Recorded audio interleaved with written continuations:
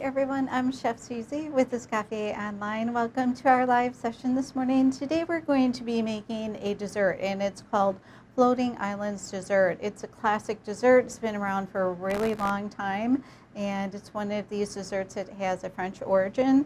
And it's also found in different countries as well, in Spain, Mexico. So it's one of these things that's really made its way around, and its origin sometimes is questionable as well. But knowing that, let's go ahead and talk about the dessert itself. So this is a plated dessert, and it's very easy, it's delicious, and it's very elegant. What's really neat about this dessert is it's made with just a few ingredients. We have some dairy, we have some cream and some milk, we have sugar, and we have eggs, a little bit of vanilla, and that's it. And what we're going to be doing is creating this dessert in 3 different components. Our base for the dessert is going to be a simple vanilla creme anglaise. We've made this before. A little heavy cream, a little bit of egg yolk, and a little bit of sugar. We're going to add a little bit of vanilla. And then we are going to be making a meringue with the egg whites from the egg yolks that we're using for the creme anglaise. Then we're going to poach the meringue in a little bit of milk, and then we're going to assemble this dessert, and I'm just going to make a little bit of caramel with some sugar by melting it, and that is it, and the dessert will be done. So it's interesting that it just has a few ingredients. You don't need to run out and buy anything. Typically you have most of these in your kitchen. So let's go ahead and get started. Okay, so I'm just adding a little bit of vanilla. You can put this in with your cream, or you can put it in with your egg yolks and sugar. Okay, so I'm whisking together my egg yolks and sugar, and this is not something that you want to leave sit. You want to do this when you're pretty much ready to go. You don't want to do this a half an hour before you do your dessert, because these proteins, they kind of coagulate, and then you're going to have yellow lumps that will not come out, and you can strain them out, but you're going to really be changing your formula. So don't mix egg yolks and sugar together until you're ready. Okay, so I've got my cream, and we're just going to bring it to right before it simmers. It's going to come to a scald. We're going to look for the little bubbles starting around the edge, and then we're going to temper it into the egg yolk mixture, put it back on the pot, cook it a little bit till it coats the back of the spoon, and it will be ready to go. So I kind of have a little bit of a shallow pot because I've got a couple pots going on today, so we're going to have to watch this really carefully, very carefully, because it's only got about 1 inch to go. So if it kind of gets away from me, you see me moving really fast. Okay, so for your creme anglaise, what you're going to want to do is have an ice bath prepared, because the moment this is done, you want it to start cooling down. So I have a bowl on ice here, and I've got my chinois, which is my fine strainer. So we're just going to strain it into that chilled bowl, cool it down immediately. What's really nice about the floating island dessert is you can make this in a variety of different flavors. I'm just doing a vanilla creme anglaise. You could do vanilla bean. Orange is really nice, and the flavors, once again, are limitless. And I recommend, if you're going to flavor this, I would flavor the creme anglaise before I would flavor the meringue, definitely. So let's just keep an eye on this, and starting to get a little bit warm. We want to watch for any bubbles. And we're going to temper these together. When I make my creme anglaise, especially for something like this, I make it a little bit thicker. I'm not going to be making a custard, it's just going to be a little bit thicker. So if I've accidentally made it too thick, you may see me thinning it down a little bit. Okay, so our bubbles are starting, and we're just going to be tempering this in. And please let me know if you have any questions. Okay, and we're going to return it to the stove top where it can continue cooking. And I have a little bit of dripping. I always wipe this off, and then the bottom of your pan is not going to burn. Okay, any questions on anything so far? Okay, so this is the foundation for our creme anglaise. And we're going to go ahead and pour this back in here, and we are going to be cooking it just a little bit. And like I said, sometimes I'll make it a little bit too thick, And then I will just, thin it down a little bit. Okay, so I have a spoon handy, so we're going to check it for its nap by coating the back of the spoon. And this can happen very quickly, so just, keep an eye on this, especially a small amount like this. You're not going to want to go anywhere or answer the phone for sure. With this whole dessert, you're just going to have to stay on top of it all the time. Few ingredients, goes very quickly.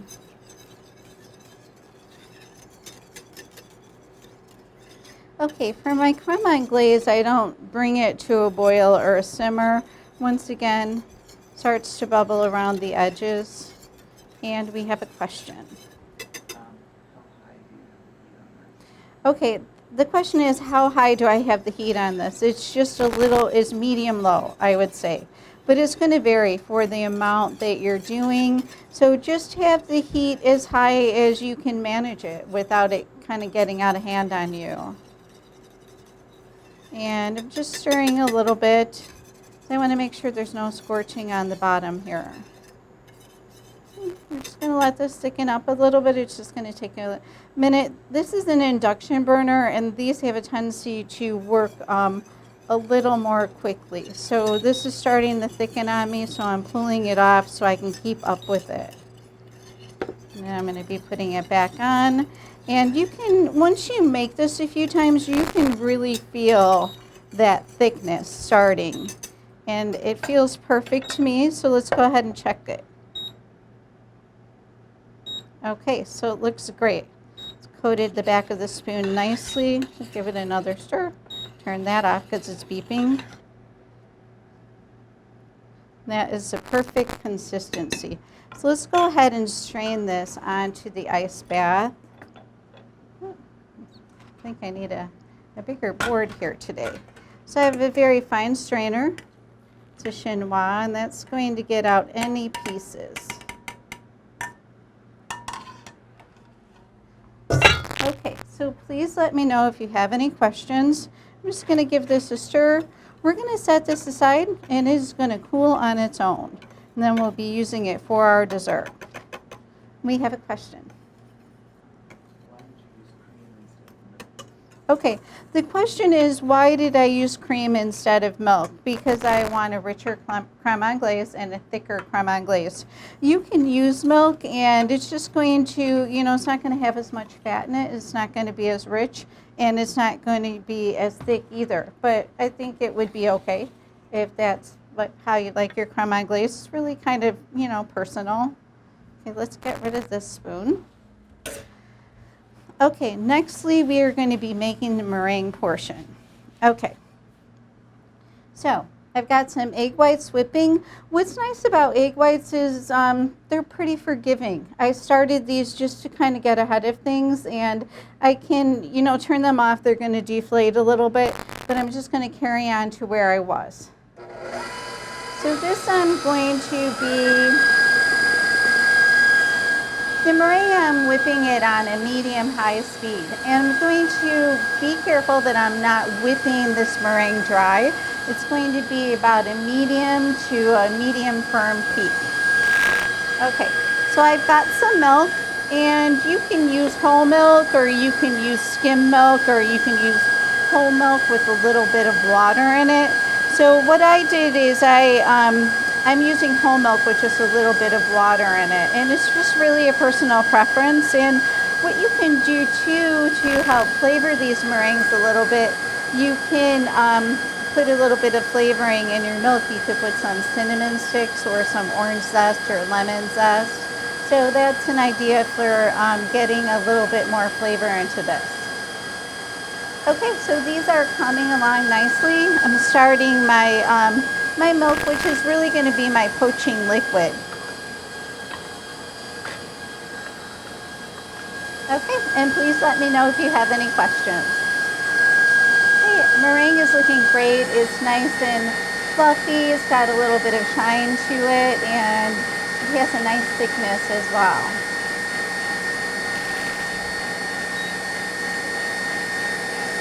Okay, so that's warming up a little bit. And like I said, this is a super easy dessert and few ingredients typically have most of these in the kitchen.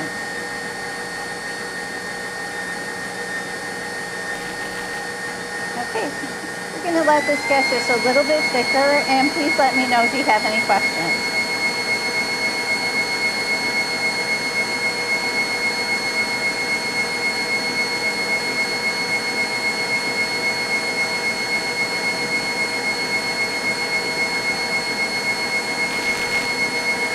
Okay, so it's looking perfect, and our milk is warming nicely for our poaching liquid. So let's go ahead and take a look at this meringue. Looks beautiful, it's nice and airy. And by poaching the meringue, we're going to be cooking it. Okay, so this looks perfect. It's nice and firm, not dry at all. You have to be careful not to whip your meringue dry because it's just really, it's not any good after you do that. Okay, so this is going to be our poaching liquid, and what we're going to be doing is dropping some scoopfuls of meringue into the poaching liquid, and they're going to be cooking, and then we are going to scoop them out, and then we'll be finishing the dessert with these. So these are delicious. You have to try them. Oh, it's getting a little warm. Okay, so the shape and the size that you make is just really entirely up to you. You can spoon these and make a large quenelle, or you can use your scoop. I usually use my scoop, and this way you can do this for a lot more people. And something like this, you could easily do this dessert if you were working in a restaurant for 30 people, or I've done it for 50 before, no problem by myself. So what you can do is have your creme anglaise prepared ahead of time. Then you can set out your bowls, pour your creme anglaise in, and you can start doing your poaching before service and kind of get ahead of the production a little bit, and then you can have these some of these poached meringues ready to go right in the dish, and then have the decoration ready. So you don't want to make these too far in advance because they can deflate on you a little bit. So let's go ahead and see if our liquid is warm enough. I'm going to go ahead and put a scoop in. And it brought to a little bit of a simmer. Yep, it looks pretty warm. You don't really want to boil this, but you definitely want to bring it to a little bit of a simmer.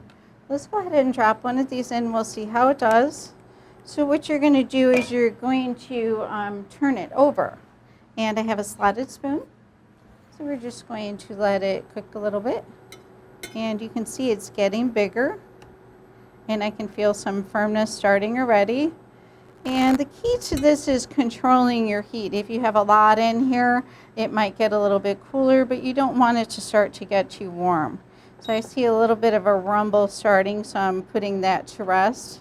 And what we're going to do is we're going to flip it over, and we're just going to continue to poach this. And I can feel a little bit of a firmness there, and we have a question.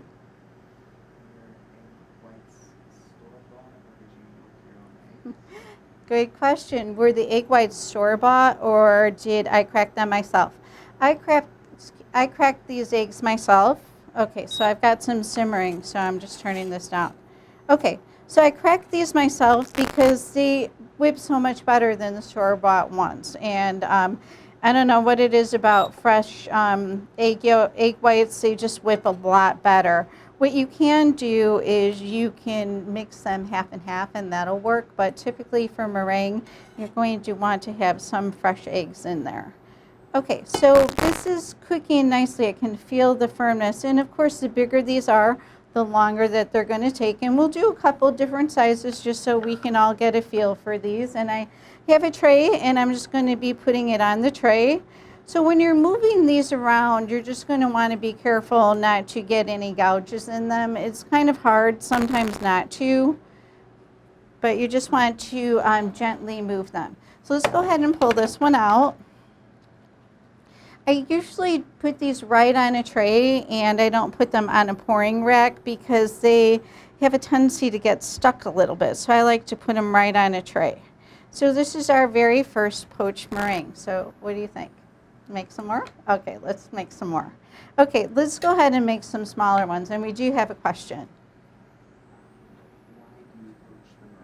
Okay, we have a question, why do you poach the meringue? Because we're cooking it for the dessert, and it has a firmer consistency. We wouldn't just want to put some scoops of meringue in a dish with crème anglaise, because it would just be uncooked meringue, which has a lot of flavor to it, and it tastes delicious. I eat it either way, but for this dessert, we want to firm it up a little bit and give the dessert some more body. Okay, so let's go ahead and we'll make some smaller ones. And like I said, you can use scoops or you can use some quenelles.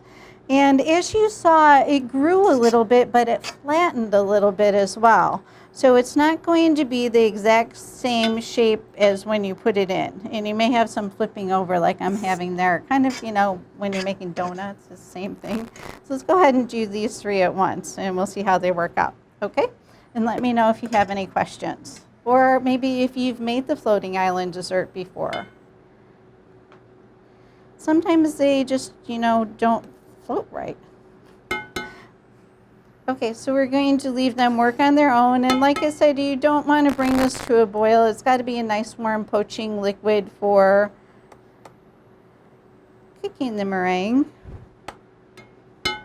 And as you can see, our large one is nice and firm. I can move it around a little bit, but it, you know, flattened a little bit and it got a little bit wider.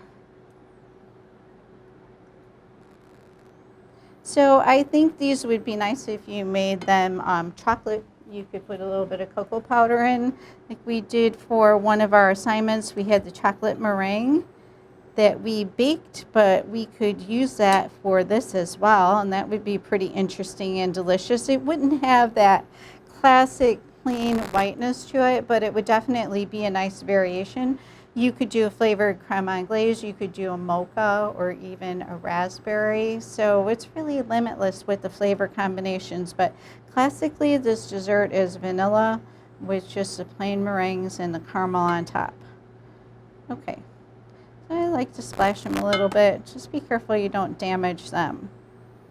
Okay, so please let me know if you have any questions. I can feel, you'll be able to feel the firmness that these are cooked, and kind of almost like a marshmallow consistency. And as you can see, this one that I made, it's holding up just fine. If you were doing these for a party, you could do them in advance, but you wouldn't want to do them like the morning before, because I think some of the liquid might come out. How do we find the recipe? We're going to post the recipe. It's just a basic meringue and a basic crème anglaise, but we will post the recipe for you. Is everyone finding the recipes okay for these? There's typically a link below the video. Okay, so pulling out the small ones. So these are beautiful. And as you can see, they, you know, they lose a little bit of their height, and they, you know, sink a little bit more after we pull them out. So we're going to go ahead and turn this off, and then we're going to finish the dessert. Do you guys have enough meringues? I think I had enough meringues. We have enough here for the dessert. So we're going to kind of put this away for now. See how beautiful they are? They're cloudy, they're airy. So we're going to go ahead and set this aside. Okay, so nextly we are going to be making the sugar for the top. Let me get some of this out of the way. And does anyone have any questions on anything so far? Okay. So keep in mind with your meringue, if it deflates on you, you can re-whip it. I'm not sure how many times you can do that, but I've done it a couple of times. Okay. All right, so let's go ahead and make some caramel for the topping. So I just have some granulated sugar in my pot. And what I'm going to do is I'm just going to pretty much just melt this. It's going to become a golden brown color. I just have a small amount. This is going to become very hot as it becomes liquidy, so be very careful not to get this on yourself. What you might want to do is have a little bowl of ice water close by in case you get a little splash, and you can stick your finger in the ice water. So be very careful. Just make small amounts at a time. I'm stirring mine with a wooden spoon. This way the spoon is not going to heat up on me. And you're just going to leave it melt. But keep after this. Don't go anywhere when you're doing this because you'll be sending smoke signals to your neighbors. So what's going to happen is it's going to start to dissolve on the bottom, and if you don't mix it, it's going to burn. Then you'll see little puffs of smoke coming through the sugar, which you don't want because then that's going, you can stir it in, but it's going to make your whole base very bitter. Okay, so we have another question. The question is this just sugar? Yep, it's just granulated sugar. I'm going slow. I don't like to start this out too fast because I have a hard time keeping up with it. Definitely stay small, especially when you're doing this for the first time.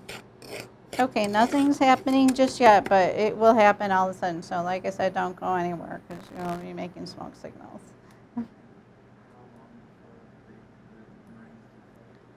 Okay, the question is how long before the meringues deflate? They're probably deflating, you know, a little bit on their own while they're sitting here, but you've got a little bit of time to work.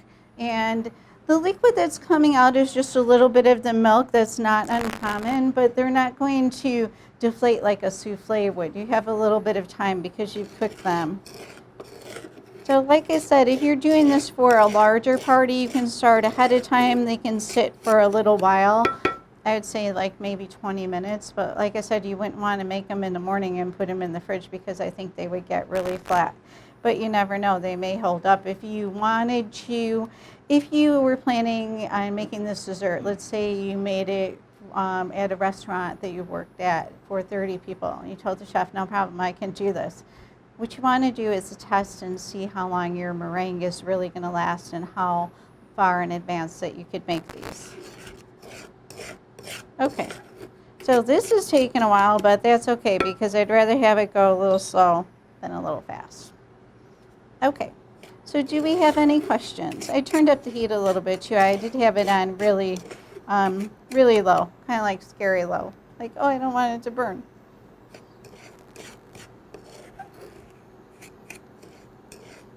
Okay, we're just going to leave this work on its own. Once it starts, it's going to go pretty quick. And let me know if you have any questions. This is going to take on a nice aroma. Once the sugar starts to cook, you can really smell the caramel. And it's starting to dissolve a little bit. I don't know if you can see this or not, but it's just melting a little bit in the bottom. We're just going to want to keep after this. Like I said, just start out really small. And be careful with pets and little ones with things like this as you would with any of your stovetop things. It's incredibly hot. Okay, so it's starting to melt. I turned up the heat a little bit. Okay, you're going to have some, almost like it's crystallizing, but all this is going to melt out. And it's hard if you make a lot of this, but when you're making a small batch, it's pretty easy. So I'm on medium-low here. You don't want to go any higher than that unless you feel like you can keep up with it. But as you can see, this is coming about pretty quickly. Okay. Watch your fingers too on the outside of this pot because that's heating up as well. And these wooden spoons, look, they work perfectly. And you're just going to kind of want to break up some of these pieces a little bit. But they're going to dissolve with the mixing. If you feel like it's getting away from you a little bit, pull it off the stove and put it on your cutting board and then catch up with it a little bit and put it back. You may see me doing that from time to time. Sometimes I feel like it's getting away from me, so I need to get it off the heat so I can catch up a little bit.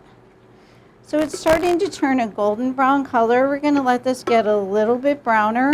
We're going to mix out some of these pieces, and I'm just going to take it off a little bit so I can catch up. Because it's still cooking, just carryover cooking from the heat of the pan. So it's not going to stop cooking once you take it off the stove. Okay, so this is becoming a nice golden brown color. You don't want this to smoke. Okay, so the lumps are dissolving nicely. And this is a beautiful color. It's still cooking a little bit, as you can see. When I had it off the stove, it was still getting darker. I think this is perfect. I might put it back on for just a zap, but I think it's a nice color.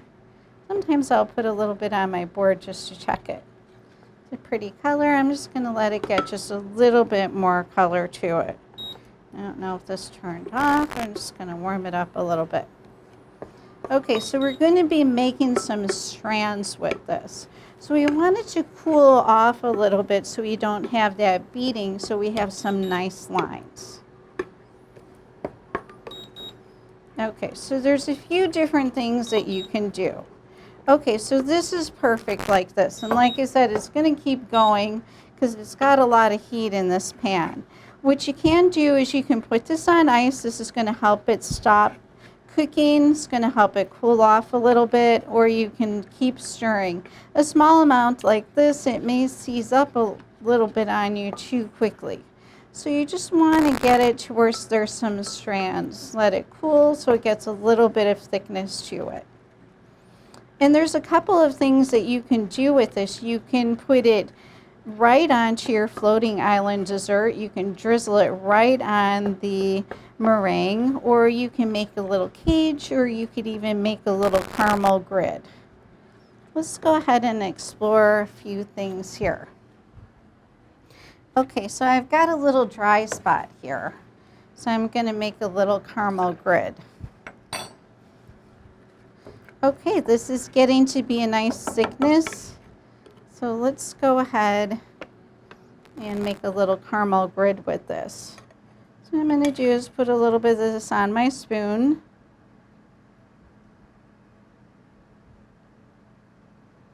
And see how I have the strands? It's just a little bit warm still. When it cools off a little bit more, you're going to have a little bit better strand.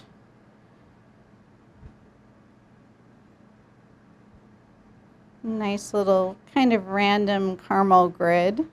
We'll go ahead and make another one, and then we'll make a cage on the back of a bowl. Okay, that's a little bit better. See how I have those strands and they're not breaking up so much? And with these grids, I make them kind of random. So let's go ahead and set this aside.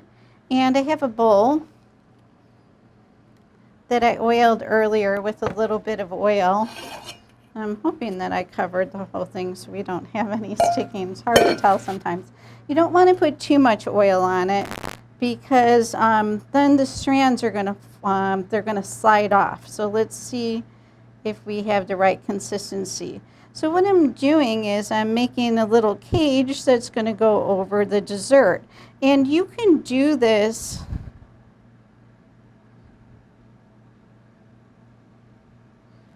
on the back of a ladle, but since I'm going to be putting this in a bowl, I thought that I would make a larger one over the bottom or the back side of this bowl.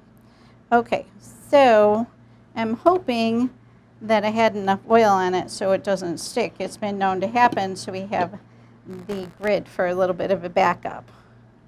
So this is starting to set up because it's a small amount. So let's see if we can get this going the other way. Oops, we kind of have some big pieces, but these cages can be kind of random like this.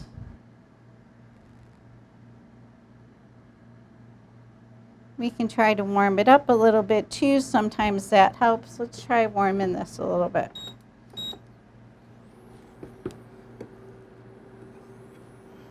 Okay, please let me know if you have any questions. Got my wooden spoon close by. Warm it up a little bit. Maybe we can make a couple more strands on here and get a little more cage-like for our decoration. So these small amounts have a tendency to, like I said, they're going to cool pretty fast, as fast as they warm. So it's loosening up a little bit. See if we can get it to the point where we can make some more strands. Sometimes they seize up a little bit.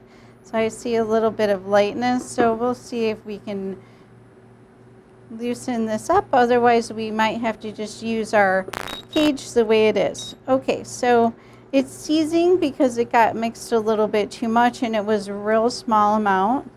Let's see if we can get it to melt a little bit for us. Otherwise, we can always use our caramel grid.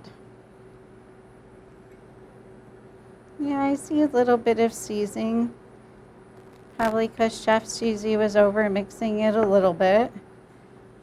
Okay. Well, we might be able to do a little bit more of our strand. Otherwise, like I said, we'll see if we can use this cage the way it is. Otherwise, we also have our caramel grid. Okay, and please let me know if you have any questions. And like I said, you're going to want to be careful when you're working with this. It's hot. So always think of safety first.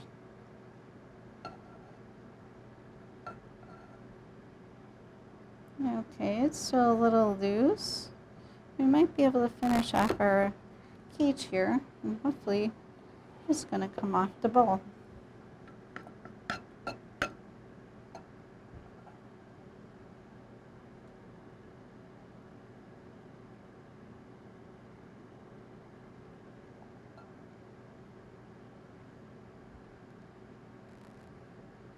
Okay, so you want it to have just the right amount of thickness so it's making a strand. Let's see if we can use that for a cage. Like I said, we've got our grid backup. Okay, so let's go ahead and plate our dessert. We're going to let this cool, and please let me know if you have any questions. Okay, so I like to serve my floating islands in a bowl. This is best because you've got some creme anglaise, and it's almost kind of like soup-like a little bit. So this is nice and cool.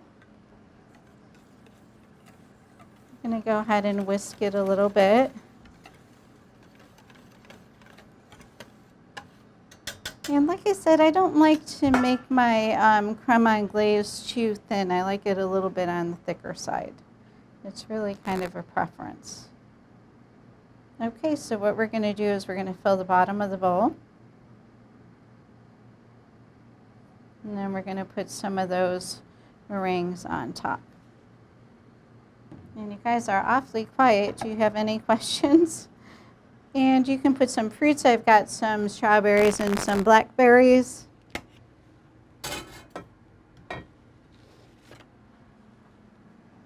Okay, what I'll do oftentimes is just use a little spatula to pick these up.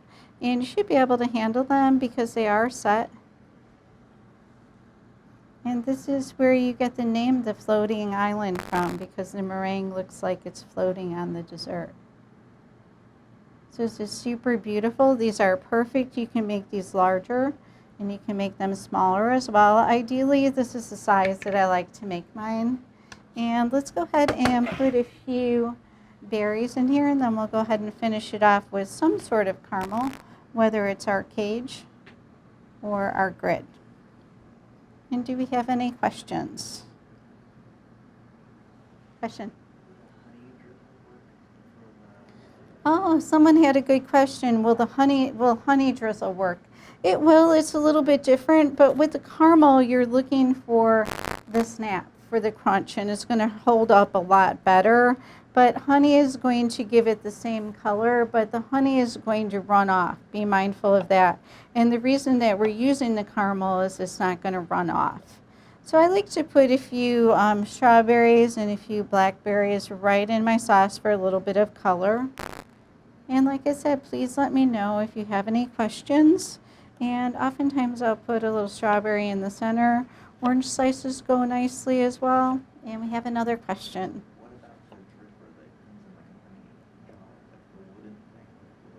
Oh, yeah, we had a question on the honey dripper, if that would work. That would work for this technique with the caramel, and you could use it for your honey as well. And like I said, the honey is not going to hold up as well as the caramel. It's going to be pretty much the same color, but you're not going to have that snap or that the structure either. Okay, so this is our floating island dessert. Let's see if our caramel cage wants to come off of the bowl here. Otherwise, we are going to go ahead and, okay. So what you're going to want to do is just be careful. I kind of just, I released it. At least I thought I did. I heard it. I usually try to pick one of these thicker spots, which we don't always like them when they're going on there, but they are nice for picking up. So what you're going to do is you're going to put your cage right on top of this dessert. And like I said, you can drizzle the caramel right on top, or you can make a caramel grid as well. Let's go ahead and take a look at those. But ideally, a nice little cage on top is perfect, but if you're not comfortable with that, you can drizzle or you can make a grid. So let's go ahead and take a look at these grids that I made. And if you're doing something like this, like I did, you're going to want to be careful to keep that milk away from here. Okay, so these are pretty simple to make. And what you can do is you can just easily peel them off. And you have a nice caramel grid. You can make all of these caramel decorations ahead of time unless you're putting the caramel on top at the end. So here's our grid that the strands held up a little bit better. So these are nice. You can just place them on top. You can make them a little bit bigger if the cage isn't working out for you. And keep in mind the cages work well on the back of ladles too. So if you don't have any questions, we're going to say our goodbyes. And I'm happy that you joined me for the floating island dessert today. Let's go ahead and turn it around so it's kind of a little bit better picture. And with this caramel cage, like I said, once in a while you're going to get some bigger pieces on there, but you're going to kind of want to strive for getting them all a little bit thinner. It's going to break a little bit easier. So to eat this, you just break into it and spoon it out. Eat it with a spoon, definitely. And thanks so much for joining me today, and we'll see you next time. Have a great week.